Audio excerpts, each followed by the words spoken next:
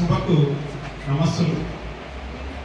ఈనాటి ఈ కార్యక్రమానికి సభాధ్యక్షులు మన కళాశాల ప్రిన్సిపల్ గారు శ్రీ జి తుకారం గారికి, అట్లాగే మన కళాశాల ఈనాటి ఈ కార్యక్రమానికి విచ్చేసినటువంటి గౌరవ తల్లిదండ్రులందరికీ, అట్లాగే నాకు అధ్యాపక మిత్రులందరికీ స్వాగతం, సుస్వాగతం.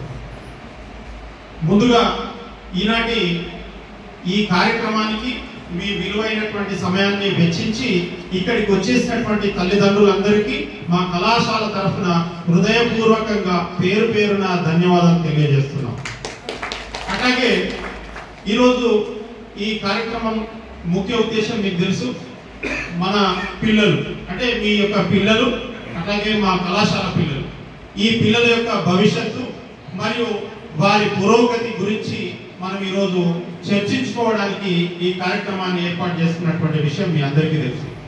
ఇక ప్రతి ఒక్క పేరెంట్ యొక్క ఆలోచన ఏముంటుంది అంటే, మన జీవితంలో మనం సాధించలేనటువంటి విజయాలు కానీ, లేదా మన పిల్లలు ఇప్పుడున్న మన స్థితి కన్నా ఒక ఉన్నతమైనటువంటి స్థానంలో వారిని చూడాలనేటువంటి ఒక తపన ఉంటుంది ప్రతి పేరెంట్కి. అంతే కదా? ప్రతి పిల్లలు అంటే ప్రతి తల్లిదండ్రి నాకన్నా మా పిల్లవాడు కొంచెం ఉన్నత స్థితిలో ఆయన జీవితం ఉండాలని ఆశిస్తున్నాం. ఏ పేరెంట్కైనా అదే కోరిక ఉంటుంది. అంతేకాదు, ఈరోజు తల్లిదండ్రులుగా మీరు కానీ మేమైనా కూడా ప్రతిరోజు వారి వారి వృత్తులలో అంటే మీరు చేసేటువంటి వ్యాపారం కావచ్చు, లేదా మీ యొక్క వ్యవసాయం కావచ్చు, లేదా మహిళలైతే ఇతరత్ర బీడీలు చేసే వాళ్ళు కావచ్చు, లేదా ఏవైనా వృత్తులు చేసుకునేటువంటి వాళ్ళు కావచ్చు, పొద్దున్న లేచి నుంచి రాత్రి పడుకునేటువంటి వరకు మీరు ఎన్నో కార్యక్రమాలలో తీరిక లేకుండా ఉంటారు. ఆ విషయం మా అందరికీ తెలుసు. అయితే ఒకటి ఏమిటి అని అంటే, మనం ఎన్ని కార్యక్రమాల్లో ఎంత బిజీగా ఉన్నప్పటికీ, ఉదాహరణకి ఒక వ్యవసాయదారుడు అనుకుందాం, అంటే ఎక్కువ మంది వ్యవసాయ కుటుంబాలు ఉంటాయి కాబట్టి వ్యవసాయదారుడు అనుకుందాం. వ్యవసాయదారుడు ఆయన చేసేటువంటి వ్యవసాయం గురించి పొద్దున లేచి నుంచి ఆయన ఏం చేస్తాడు, ఆ పొలం దున్ని నుంచి విత్తనాలు పెట్టడం కానీ, అట్లాగే అవి మొలిసిన తర్వాత దాంట్లో కలుపు తీయడం కానీ, ఎరువులు వేయడం కానీ, వాటికి నీళ్లు పెట్టడం కానీ, ఆ పంట కాపుకొచ్చిన తర్వాత జంతువుల నుంచి పక్షుల నుంచి రక్షించడానికి అనునిత్యం అంటే క్షణం తీరిక లేకుండా వాటిని కంటికి రెప్పలాగా కాపాడుకుంటూ ఆ పంటని ఇంటికి తీసుకొని రావడానికి ప్రయత్నం చేస్తారు ఎవరైనా. అట్లాగే వివిధ వృత్తులలో ఉన్నటువంటి వాళ్ళు కూడా అదే పని చేస్తుంటారు. వాళ్ళ వృత్తి మీద అంతే అంకిత భావంతో క్షణం తీరిక లేకుండా కంటికి రెప్పలాగా కాపాడుకుంటూ ఉంటారు.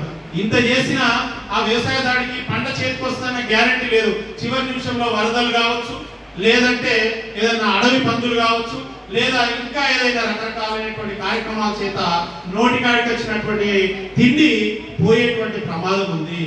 మరి ఇటువంటి స్థితిలో ఒక 3 నెలల పంట కోసమే మీరందరూ కూడా ఇంత తాపత్రయపడి పని చేస్తూ ఉంటారు. మరి కంటికి రెప్పలాగా కాపాడుకుంటుంటారు.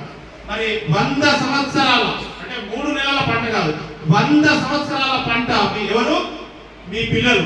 100 సంవత్సరాల పంట అయినటువంటి మీ పిల్లలని ఎంత కంటికి రెప్పలాగా కాపాడుకోవాల్సినటువంటి బాధ్యత ఉందో ఒక్కసారి ఆలోచించండి దయచేసి తల్లిదండ్రులారా. ఎందుకంటున్నానంటే, మీరు చూపించేటువంటి వృత్తి మీద, మీరు చూపించేటువంటి వ్యాపారం మీద, మీరు చూపించేటువంటి వ్యవసాయం మీద ఉన్నటువంటి శ్రద్ధ ఈరోజు తల్లిదండ్రులు పిల్లల మీద శ్రద్ధ పెడతలేరేమో అనేటువంటి ఒక అనుమానం కలుగుతుంది. దయచేసి పేరెంట్స్ అంటే కొంతమంది చూస్తున్నారు కావచ్చు, పిల్లల పట్ల అంత శ్రద్ధ వహిస్తున్నారు కావచ్చు, దయచేసి అందరు పిల్లలు కూడా మీ పిల్లల పట్ల ఇంత శ్రద్ధ వహిస్తున్నారా దయచేసి ఒకసారి ఆలోచించండి. ఎందుకంటే పొద్దున పిల్లవాడు ఎన్నింటికి లేస్తున్నాడు, లేచిన తర్వాత వాడు క్రమశిక్షణగా చేసుకోవాల్సిన పనులన్నీ చేసుకుంటున్నాడా, తిండి సరిగ్గా తింటున్నాడా, వాడి ఆరోగ్యం ఎట్లా ఉంది, వాడు కాలేజీకి రోజు వెళ్తున్నాడా, టైంకి వెళ్తున్నాడా, క్లాసులు వింటున్నాడా, దోస్తాను ఎవరితో చేస్తున్నాడు, మంచోళ్ళతో చేస్తున్నాడా, చెడ్డోళ్ళతో చేస్తున్నాడా, అట్లాగే ఇంటికి ఎన్నింటికి వస్తున్నాడు, వాడు చదువుతున్నాడా లేదా అనేటువంటి విషయాన్ని దయచేసి తల్లిదండ్రులు మీరు ఆలోచిస్తున్నారా? నేను అందరూ ఆలోచిస్తలేనని అంటలేను, ఒక్కసారి మీకు ఆలోచింపజేస్తున్నాను, మీ బాధ్యత గుర్తు చేస్తున్నాను. దయచేసి తల్లిదండ్రులారా మీరు ఈ విషయాన్ని గుర్తు పెట్టుకోవాల్సిందిగా విజ్ఞప్తి. ఎందుకంటే మీరు కష్టపడి రూపాయి కూడబెట్టి 1 లక్షలో 1000 లేదా కోట్లో కూడబెట్టేది ఎవరి కోసం? ఎవరి కోసం చెప్పండి, దయచేసి తల్లిదండ్రులారా చెప్పండి. ఇక్కడ లతీఫ్ గారు ఉన్నారు, ఆయన వ్యాపారం చేస్తుంటారు, ఆయన పాపం అనినిత్యం ఎంతో కష్టపడుతుంటారు. ఆయన నేను నాకు దగ్గరగా తెలుసు కాబట్టి చెప్తున్నారు. మరి ఆయన సంపాదించేది ఎవరి కోసం? ఆ డబ్బులన్నీ మీ పిల్లల కోసమే కదా. మీ పిల్లవాడు మంచిగా వెళ్తే ఓకే, లేదంటే మనకు తెలుగులో ఒక సామెత ఉంది ఏంటంటే, పోషమ్మ పొందం చేస్తే మహిషమ్మ మాయం చేస్తుంది అని అంటారు. మీరు కష్టపడి కూడబెట్టిన డబ్బులంతా మీ పిల్లలు ఏం చేస్తారు? ఒక్క సంవత్సరంలో కరగనాకి పడేస్తారు. అంటే మీరు సంపాదించిన, మీ జీవితాంతం సంపాదించిందంతా వాడు ఒక్క ఏడాదిలో నాశనం చేసేస్తాడు. దయచేసి తల్లిదండ్రులారా మీకు విజ్ఞప్తి, మీరు మీ పిల్లలకు డబ్బులు కాదు, మీ పిల్లలకి వాళ్ళు డబ్బులు సంపాదించుకునేటువంటి జ్ఞానాన్ని అందించండి, ఆ శక్తిని అందించండి, కానీ డబ్బులని కాదు అని చెప్పేసి దయచేసి మీకు ఒకసారి రిక్వెస్ట్ చేస్తా ఉన్నాను. ఇంకోటి ఏంటంటే, ఒక చక్కని ఉదాహరణ చెప్తాను మీకు. ఏంటంటే మనందరికీ గాలి పటాలు తెలుసు. గాలి పటాలు అంటే తెలుసు కదా, పతంగిలు అంటాం మనం. పతంగులు అంటే తెలుసు కదా, దానికి ఒక దారం ఉంటుంది. ఇక్కడ పతంగిలు పిల్లలైతే దారం తల్లిదండ్రులు. పతంగికి దారం తెగిపోయింది అనుకోండి, ఏమవుతుంది? అది ఎక్కడో పొదలలో పడిపోతుంది, ఎక్కడో భూమి మీద. దారం అనేటువంటి పతంగికి దారమైనటువంటి మీరు మీ దారాన్ని, పిల్లల యొక్క దారాన్ని తెగిపోయింది అనుకోండి, అంటే పిల్లలు మీ చేతకెళ్ళి వెళ్ళిపోయింది అనుకోండి, ఆ పిల్లాడి జీవితం కూడా పతంగిలాగే ఎక్కడో చిక్కుకొని అతి తక్కువ సమయంలోనే వాళ్ళ జీవితం నాశనం అయ్యేటువంటి అవకాశం ఉంది. కాబట్టి దయచేసి తల్లిదండ్రులారా, మీ పిల్లల యొక్క దారాన్ని, అంటే వాళ్ళు మొత్తం మీ కంట్రోల్లో ఉండాలి, మీ చేతుల్లో ఉండాలి. మీ చేతుల్లోనే ఉంటూ ఆ గాలి పతంగిలాగా ఆకాశంలో స్వేచ్ఛగా విహరించాలి. అంటే మీ కంట్రోల్లో మీ పిల్లలు వాళ్ళ జీవితాన్ని స్వేచ్ఛగా అనుభవించాలని చేసి దయచేసి సవినంగా మీ అందరికీ హృదయపూర్వకంగా ఒక్కసారి మేము మా కళాశాల తరఫున మీకు సవినయంగా విజ్ఞప్తి చేస్తున్నాం. దయచేసి మీ పిల్లల పట్ల మీరు జాగ్రత్త వహించండి. ఎందుకంటే మనమంతా పిల్లల కోసం జీవిస్తున్నాం. వారు మంచిగా వెళ్తేనే మనకు ఆనందం. వాళ్ళు ఏదైనా ప్రయోజకులు కాకపోతే ఆ కడుపు కోత, ఆ బాధ మనకు అతన్ని వర్ణించడానికి కూడా వీలు కాదు. దయచేసి నేను ఎక్కువ మాట్లాడకుండా, మీరు అందరూ మీ వృత్తులలో పోయేవాళ్ళు నాకు తెలుసు. దయచేసి మీకు ఒక మాట చెప్పి ముగిస్తాను. సూర్యుడు మనకు కేవలం పగలు మాత్రమే వెలుతురునిస్తాడు.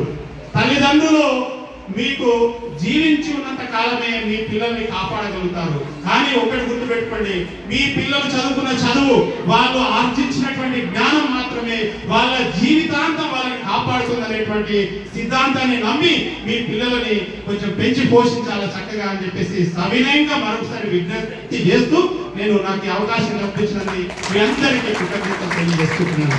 ఇంకా ఈసారి మన కళాశాల ఏజీఎంసీ అంటే అకాడమిక్ మానిటరింగ్ అండ్ గైడెన్స్ అనేటువంటిది ప్రతి కళాశాలలో ఉంటుంది.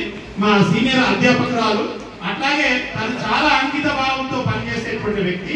తను మా కళాశాల ఏ విధంగా నడుస్తుంది, క్లాసులు ఎట్లా నడుస్తాయి అనేటువంటి విషయాన్ని మీకు ఒక్కసారి సవివరంగా వివరించవలసిందిగా మేడం గారికి విజ్ఞప్తి చేస్తూ సెలవు తీసుకుంటున్నాను. Thank you very much.